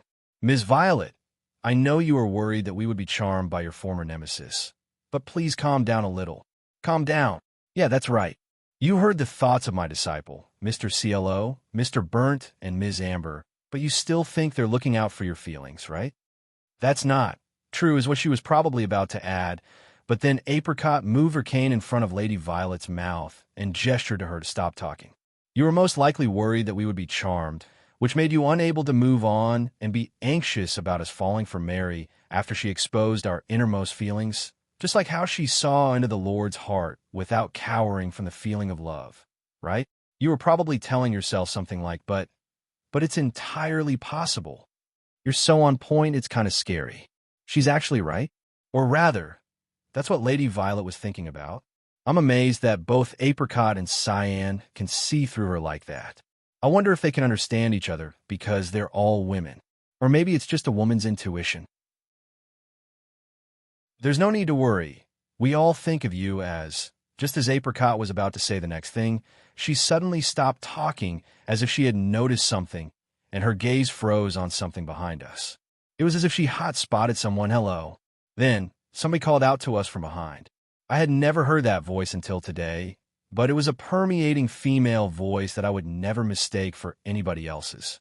Sorry for calling out to you suddenly. Somebody who was much more dangerous to meet than Lady Violet's former fiancé. Ash's group that was hostile towards her, and Miss Schwartz and Rivers, who targeted her life. We turned around and saw a woman standing there, dressed not in the saint-like outfit we saw her wearing earlier, but in a white commoner's school uniform, wearing a hat as a disguise like us. Her long, beautiful golden hair fluttered in the wind, and her smiling, attractive, yet unreadable red eyes were looking towards us. Long time no see, Violet. Mary Sue stood there. Chapter 110, Roping Rodeo Drive, Smiley Face Lavender. A little taller than me. Soft white skin. She stood gracefully with posture solidly set in place. At the same time, she had soft, feminine curves. She was dignified, but still somehow made you want to protect her. It's been a while. Sue. She stood there, talking to me as one would an old friend they hadn't seen in a long time, as if my past actions had never happened. Please call me Mary. You have never called me that before. She was gazing at me with a smile that was the same as when I was at the academy, and even though it was a little hard to see her expression behind her hat, I could tell it was alluring, yet innocent. There was not a shred of hostility towards me in her eyes, just like during the time of the duel. All I could see was the same old goodwill, as if she was worried about me. When she realized that Lord CLO and the others around me weren't just people who happened to be nearby, but rather my companions or acquaintances, her expression changed as if she panicked. I am sorry for interrupting your conversation. I saw a familiar face, so I couldn't help calling out. Saying so, she bowed beautifully. Nice to meet you. I am Mary Sue. I used to be your classmate, and despite my incompetence, I was allowed to play the leading role in the play you just saw. Pleased to make your acquaintance. It wasn't as pompous as a nobleman's bow, but rather so natural that the people around didn't even seem to notice it, while we could tell that it was done with respect towards us. Even in the midst of all the noise, her voice reached my ears clearly, as if her world and the space we were in was cut off from the rest of reality. Lady, Mary Sue. Up until this moment, Lord CLO and the others had stopped after her appearance. But upon hearing her name, it was Gray who was the first to try to move and step forward in an attempt to protect me. Lord CLO and the others also reacted to some extent, but even though she was my enemy in the past, looking at the outcome, I was the one in the wrong, and since she had merely said hello now, trying to protect me was not a wise idea in itself. Apricot stopped Gray from moving, and instead it was Lord CLO who took a step forward. Nice to meet you. Thank you for your kindness. I'm CLO Hartfield, Lady Violet's husband. The earlier performance was wonderful. Thank you very much. If you think so, then all our practice was worth it. Lord CLO talked to her with a smile, just as he usually did with guests. I couldn't sense any hostility toward her from him. I don't know if he was hiding it or didn't feel anything. So you're the rumored Mr. CLO everybody's talking about.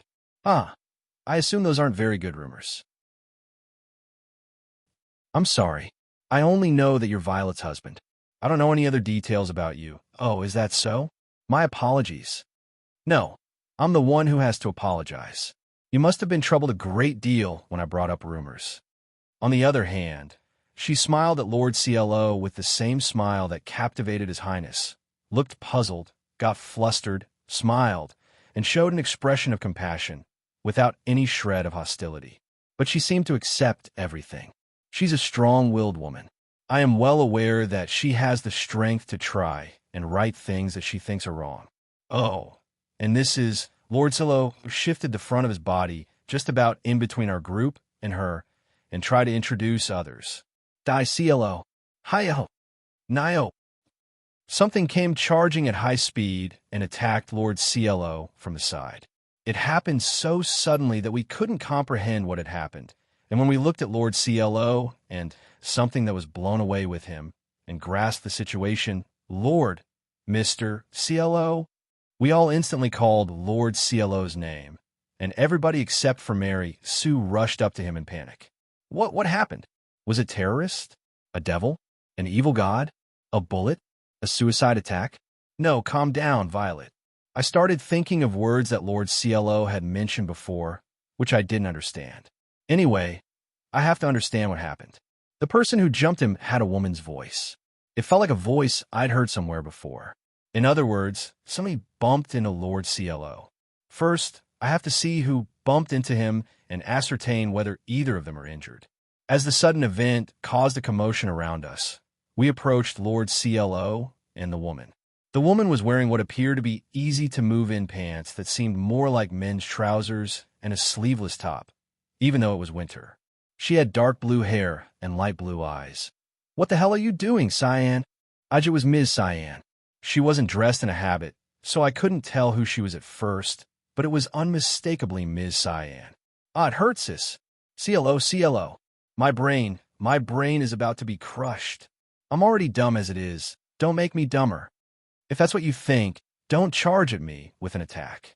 She charged at Lord CLO, who was one of the best in Shiki in terms of physical abilities, at such a high speed that he couldn't react, and we were worried whether he was seriously injured. But Lord CLO seemed all chipper as he grabbed Ms. Cyan's face with an iron claw. Whatever the reason, it's true that Ms. Cyan did something dangerous, so I'm not going to stop him for a while. I can't imagine that he's the man from that ending. I'm also curious about her personality. She seemed to have changed quite a lot. Love is a bridge from poorer to richer, as they say. Fufu, well then, what should I do? For the sake of happiness. Yes, for the sake of happiness. What should I do? Chapter 111. The reason is because it's dangerous, smiley face, lavender. Are you okay, Mr. CLO, Miss Cyan? I'm fine. She also cast a recovery magic the moment she tackled me. Short time no see, Mary. I'm okay. CLO makes it hurt, but he holds back enough to not cause any injuries. That's scary in its own way. As we were checking to see if Lord CLO and Ms. Cyan were injured, Mary Sue came running over to us later, worrying about them. It seemed like she knew Ms. Cyan. They acted together in the play earlier, so maybe that's when they got acquainted. So, why did you charge me, Cyan? You better not have done it without any thoughts, or because you hated that I was talking to Ms. Mary. Ma, sorry it was a lie. I have another reason, so please stop gripping me with both hands. Just as Lord CLO made a fist and was about to hit Ms. Cyan's temple, she apologized politely. Ms. Cyan was the same as always, but I was a bit envious that she could interact with Lord CLO like this. I wonder if Lord CLO would be more casual with me if I acted like Ms. Cyan. I've already changed my hairstyle, so maybe I'll give it a try next time, or not. CLO, you know how there's that tournament at the school festival that I mentioned yesterday? Are you talking about the one where outsiders can participate along with the students of the academy? Did you really come here to invite me to participate in it with you? Neo, that's not it.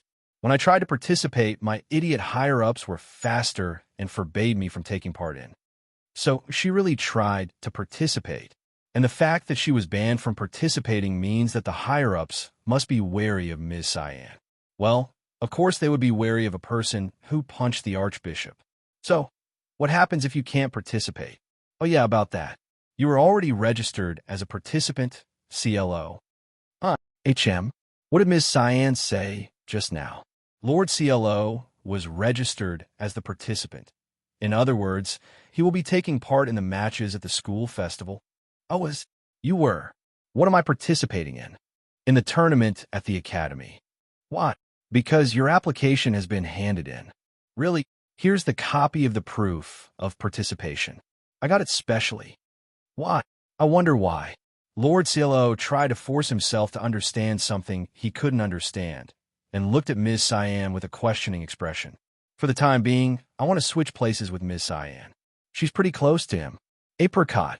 Naturally, I would never hand in the application for participation without permission. Mr. Burnt, Ms. Amber. Same as Apricot. Ditto. Lord CLO was uncharacteristically suspecting that Apricot and the others had done on their own. However, it seemed like he didn't have serious doubts and easily backed down when the others denied it. Anyway, Cyan, thank you for letting me know that, but what? Do you not have any other business with me? Nope, that was it. Lord CLO folded his arms and thought about what was going on for a while. Then he uncrossed his arms and looked at Ms. Cyan again. Can we switch places after all? In that case, there was no need to charge me, was there? You caught me? I caught you. There was an awkward pause, and just as Lord CLO tried to move his arm, Ms. Cyan moved quickly and wrapped her right arm around Gray and left arm around Apricot. Let's go, Raycotty. Let's head out to the capital. I went through the trouble to change my clothes so the church officials wouldn't get in my way. So let's go. Lady Cyan, grab onto me. Why, you're too fast, Miss Cyan. You're going too fast through the monstrum. Carrying them on both sides, she left at an incredible speed. Wasn't that too fast? Gray and Apricot, along with their luggage, amounted to a total of nearly 100 kilograms, yet she left with ease. It didn't even look like she strengthened her physical abilities. So, just what's up with her strength? Wait, don't just kidnap someone's son. Oh, I'm sorry, Ms. Mary. We have to chase that kidnapper's sister, so we'll excuse ourselves now. Why, yes. Let's go then, Lady Violet, Mr. Burnt, Ms. Amber. We all nodded in surprise at Lord CLO's words, and I turned to face her. Sorry, Sue. I'll apologize for what happened between us before some time. No need to apologize. No. Give me an opportunity to do so. Well then, for now I'll excuse myself. Saying so, I chased after Miss Cyan with Lord CLO and the others. Miss Cyan is quite far away, but we can still catch up with her. But why did she do something like this?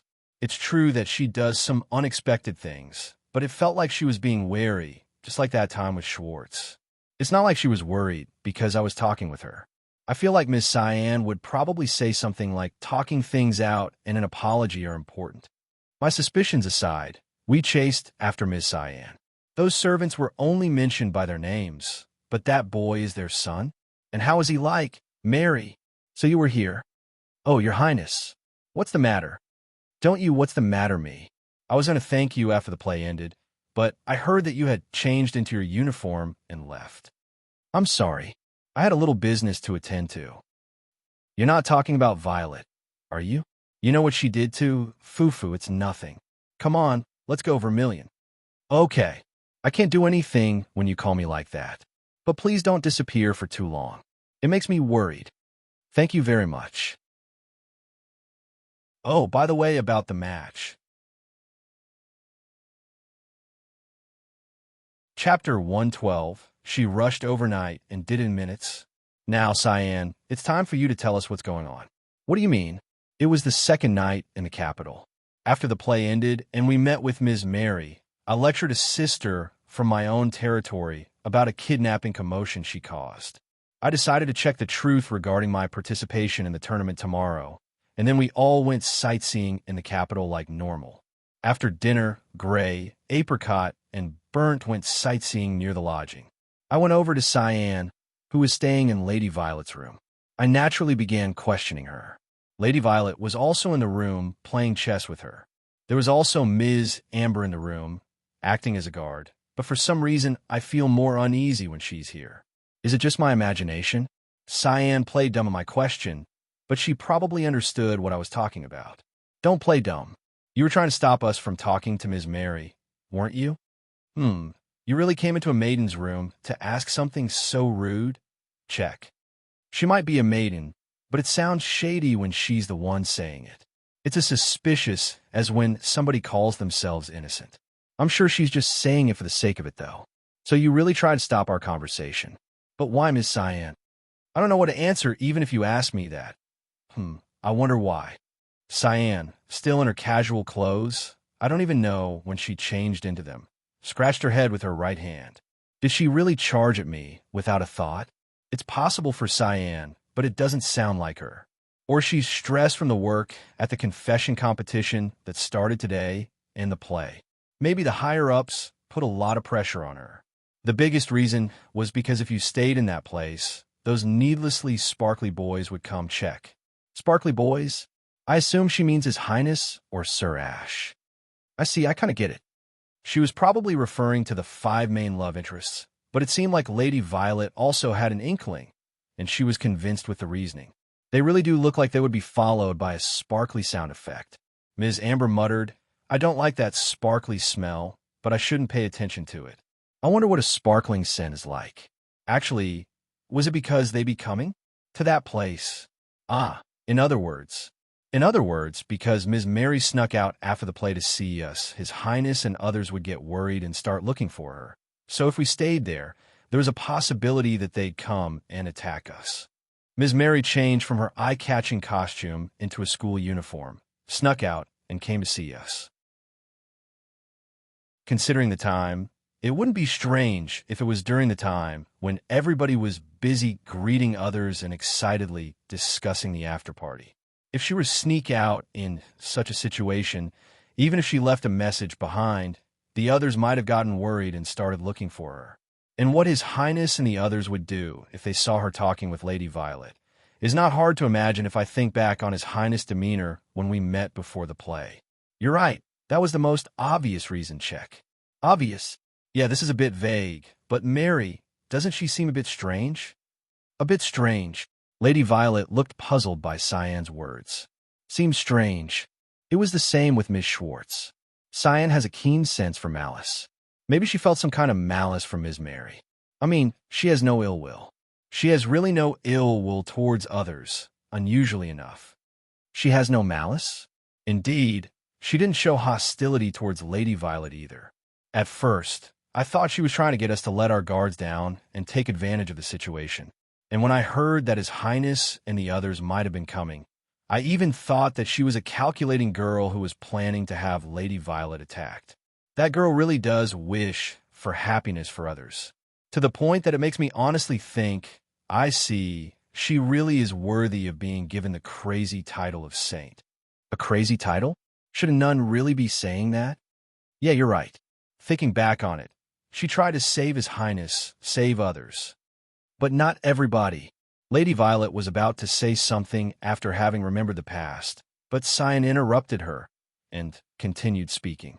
I feel like maybe subconsciously she somewhat has a different perception of Io. No, sorry. Don't mind me. There was a strange commotion. Thinking back on it, I might have just been trying to stop the sparkly kids from attacking you guys. Sorry, check. Saying so, Cyan apologized to me, Lady Violet, and Ms. Amber. It seemed like she herself had lost track of what she was trying to say. But what could it mean? Could it be related to the simulated reality I talked to Cyan about yesterday? There must be something if you think so, Ms. Cyan. After thinking for a moment, Lady Violet refrained from talking further about the topic, perhaps because she was told to not mind it anymore. Instead, she turned her gaze towards the board and moved her pieces, making her move. By the way, Miss Cyan, you've been saying check since a while ago, but you haven't put me in check even once. Checkmate. Cool, I lost. I was even doing better than before. She sure can talk when Lady Violet is mostly unscathed, and she had everything but her rook taken. It was a one-sided match, even from the sidelines. Albeit, rather than Lady Violet being strong, it looked like Cyan was just weak. I've returned. Hey, welcome back. As Kian was frustrated and hoping for another round, Gray and the others, who had been outside, came back. Apricot seemed to be in a better mood than usual, so it seemed that she had managed to get the rare seasoning she was after. Ms. Amber looked interested in it, and Apricot proudly took out the contents from her bag. Lady Violet was also curious, so she declined Cyan's offer and listened with interest as Apricot explained the things she had bought. Lord CLO, please take a look at this. What's wrong? A newspaper? While Apricot was showing off the things she'd bought, Mr. Burnt gave me a so-called extra edition of a newspaper. Does the fact that he specifically handed it to me mean that something happened in relation to me?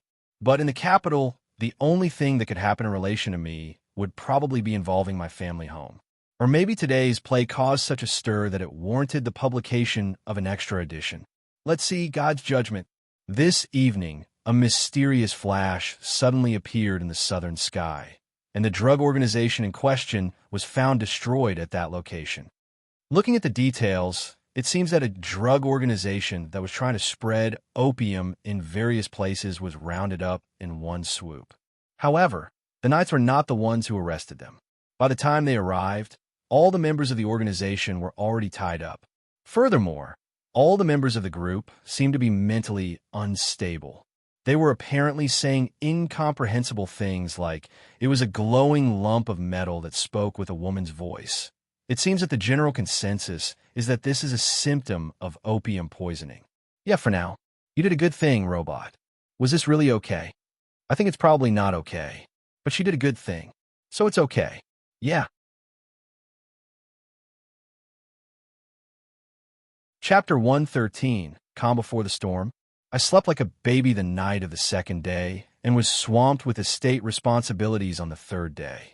Lady Violet and Ms. Amber helped me with some pointless paperwork that had to be taken care of in the capital by the end of the day.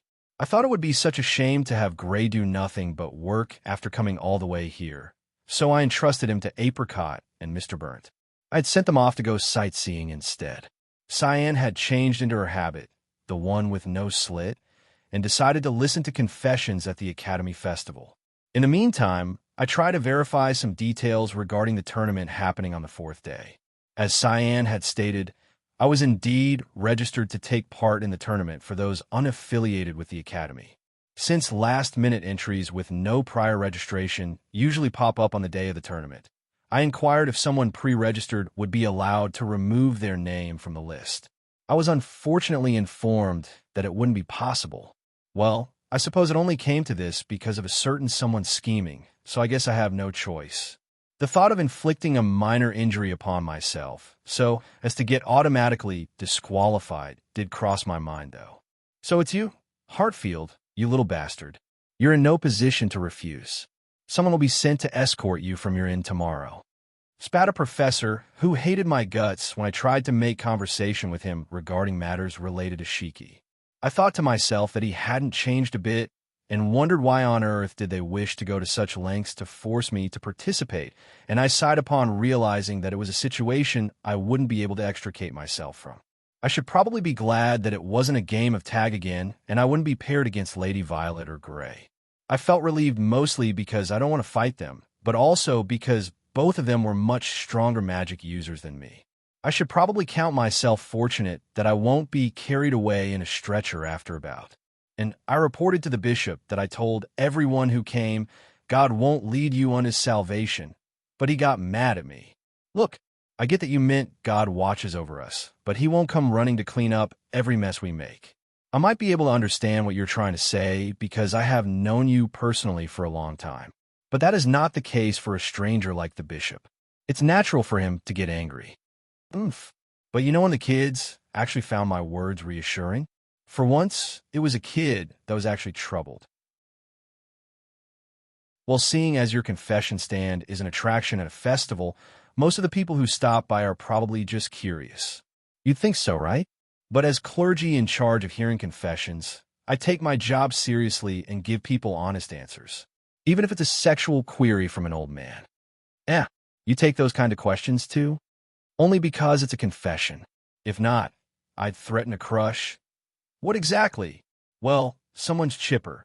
It's too bad Mother and Father couldn't join us, but I had so much fun going around the capital taking in all the news sites with you and Mr. Burnt. You really wear your heart on your sleeve, Gray. Even the excitement in your voice feels honest. I like it. Mr. Burnt, I'm not letting you off this time. I'll have you make it clear just how you see my disciple. Probably the way you look at each other. No, it's anything but that. Please don't equate the stimulation you feel from your fetish with a bond between a teacher and her disciple. Oh, I suppose I failed to make the distinction. So there's another way of looking at things. What's with that reaction? With my various tasks completed and Cyan's clerical duties and the others' sightseeing done for the day, everyone looked back on their adventures with excitement, despite the fact that night had fallen and a full day lay ahead of them tomorrow. I looked on as I drank a cup of coffee that was delivered to our room. Gray makes the best coffee after all. Ho-ho, coffee really does stimulate your brain. And like me, done with her duties, Robot sat beside me drinking a cup of coffee herself. After disbanding a drug ring, destroying a grove of Trents in mating season, and etc., Robot had returned to the hotel like the rest of us. As to her appearance, Creamhild had communicated through Ash to have Robot wear a suit to promote first-year class Luna. Not much thinking is required as to how she can even drink with the suit on. It's lost technology. This reason can be used to explain most of the things concerning Robot. I heard that you're going to participate in the tournament. Yeah, that's right. Does it have anything to do with the second prince? Can't say. I envy you. Yeah, well, if that ain't the truth, but how did you know? I only ever informed everyone that I was forced to participate and said nothing whatsoever about the second prince. Because of an ancient artifact called hunch. What's with that? Wouldn't you normally just call it a woman's intuition? Well, Robot is aware of the reason I was sent to Shiki, and that combined with the invitation, I guess she just connected the dots. If I had to guess, their intention is probably just to give me a hard time. It feels like they just randomly got the idea and wanted to see it through. Whatever the reason may be, it doesn't change the fact that I have no choice but to show my face, and it's their way of harassing me. I need to overcome this crisis to make sure I don't cause any worry to Lady Violet. No, to all my family members in this room. And to add fuel to fire, there's also the invitation to the festival party to think about. By the way, I heard you haven't told Violet and the others the reason why you were demoted in rank. Yeah, I haven't. I took one more gulp of coffee, firing myself up for tomorrow when Robot inquired me, as if the thought had suddenly popped in her head. Well, why not? Surely you're not thinking of keeping them in the dark after all this time. I don't mind telling them, but there just hasn't been an occasion to bring it up. Almost everyone in Shiki knows, and I have personally told several people myself. However, I don't know why I'm hesitating. I don't know why, but I felt a little scared to talk about it with Lady Violet. Scared? I mean, it's irrational, but I keep wondering if it would complicate things between us. I'm not sure why, but when Lady Violet didn't ask me about the reason why I was sent to Shiki, I breathed a sigh of relief. I would have to tell her someday anyway, so it would have been better to just rip off the Band-Aid just then, but I couldn't help worrying that she might end up hating me after hearing of my sordid past. Well, there's also that her confession of love left me dumbfounded, unable to articulate any thought. Sigh, I see. So, you're also naive and inexperienced when it comes to love, muttered Robot. I asked what she meant by that, but my query was met with silence.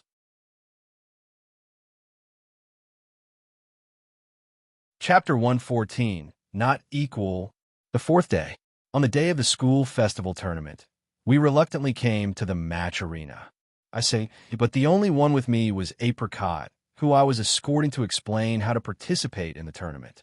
It was a splendid arena that didn't seem fitting for a normal school, but in the past, it was used to make slaves fight. Since slave trading was banned, it has only been used occasionally for canonical ceremonies and events like this. Since it's on the school grounds, it's technically school property. By the way, there's a dragon that reigns over the earth, sealed underground. Nobody knows about it except the royal family, though. So this is the school's twilight, where light and dark turn into chaos. What a fitting place for me to fight. It's dangerous, get off. And from the highest point of the spectators' seats, Apricot was looking down on the tournament arena where participants were beginning to enter. She did so wearing her usual witchy clothing with her cape fluttering in the wind. Some people looked at her, wondering what was going on. Everyone watched from a distance, but upon seeing her outfit, they reacted either with fondness, thinking that she was just an excited child, or dry laughter, as if they were remembering something from the past. For now, her witchy outfit also included the skirt, so I'd rather she didn't climb high places. Well, in terms of danger, you're probably in more danger, Mr. CLO. Are you okay? There we go. Apricot came down and looked worryingly, or rather, anxiously, in my direction with her hands on her hat. Don't worry. I'm no good at magic, but I'm used to fighting. I know that your strength is out of bounds, Mr. CLO. Don't say that it's out of bounds. Sure, the only person in Shiki who can go toe-to-toe with me in a fight without magic is Cyan, but there's always somebody better. But magic is allowed in this endless battle. That puts you at a disadvantage, Mr. CLO. The tactics you used against second prince will not work. In this life, I was born into a world where I could use magic, but unfortunately, I had no talent for it. With Earth attribute, I can barely move pebbles and I can't manipulate water with enough force to deal damage to the opponent. Even if I use spells or magic circles for the fire attribute, it doesn't turn into flames and stops at the level of a normal fire. I can only manipulate wind to the extent of making it a little cool in summer, and I can only produce a dim light. As for the darkness, I have absolutely no aptitude for it. Although I can use buff magic like body strengthening and simple magic like space preservation to some extent, there's a huge difference between me and Apricot.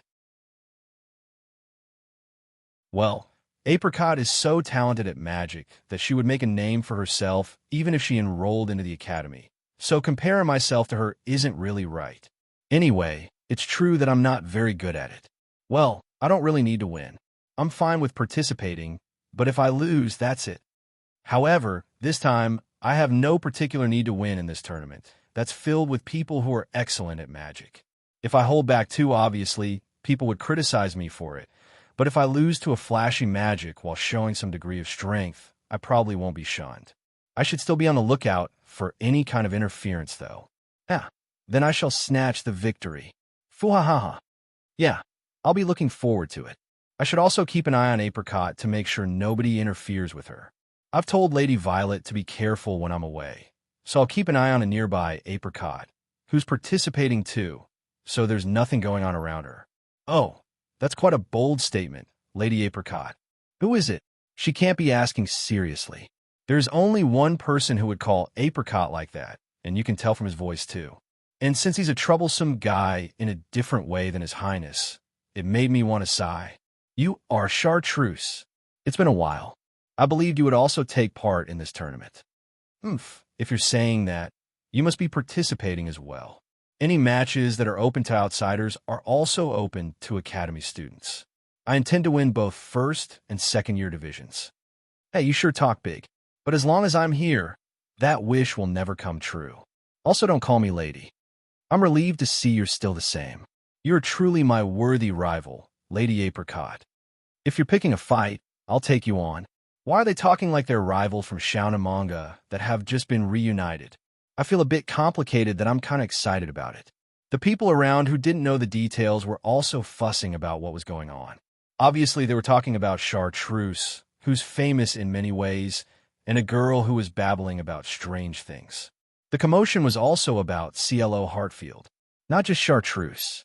The person who talked to me was Prince Vermilion, who I didn't notice because I was distracted by Chartreuse. Although he wasn't as hostile as the day before yesterday, he still looked somewhat wary. "Good morning, Your Highness Vermilion. The play the other day was wonderful." I stayed as calm as I could and greeted His Highness. There was no need to even ponder why he was here. The royal family generally always took part in the Azalea Academy's tournament. In other words, their aim was to show their strength as the royals. It was also to show Ms. Creamhild, no, Ms. Mary, his cool side. The people with high facial value who performed together in the play the day before yesterday will probably also be here. Ms. Mary might be here too. Of course. After all, Mary was also there. Yes, she was wonderful too. You two were the perfect match for the leading roles. When I complimented Ms. Mary, the corners of his lips lifted slightly for just a moment, even though he didn't even move an eyebrow when I complimented him. It was really only for a moment, though. Maybe he was happy to be told that they were the perfect match. So what could I do for you? I don't think it's a good idea to talk to me much. Even about Violet. No, my brother Carmine. When I asked him hesitantly, His Highness said the reason why I was uncomfortable talking to him. They're half-siblings, so they're not very similar, but they're still related, and when I think about Lady Violet, I can't be too nice to him. I do think that he's a pretty good person, though.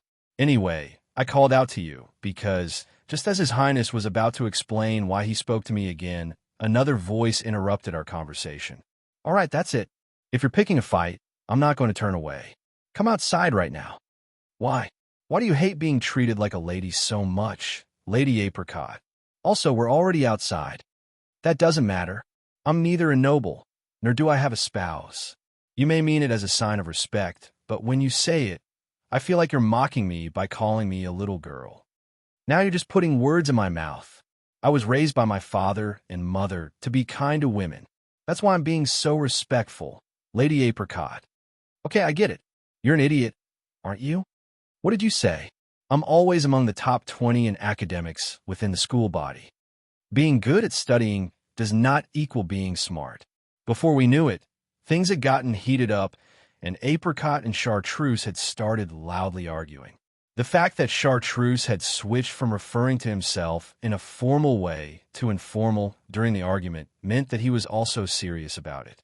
They seemed to be as incompatible as ever. "I'm sorry, the girl is a citizen of my territory, but they seem to have trouble getting along ever since the investigation." "No, in fact, doesn't it look like they get along extremely well? For Char to show his true colors like that is pretty common recently, actually. He changed ever since he started interacting with Mary." "Oh, so His Highness understands that too."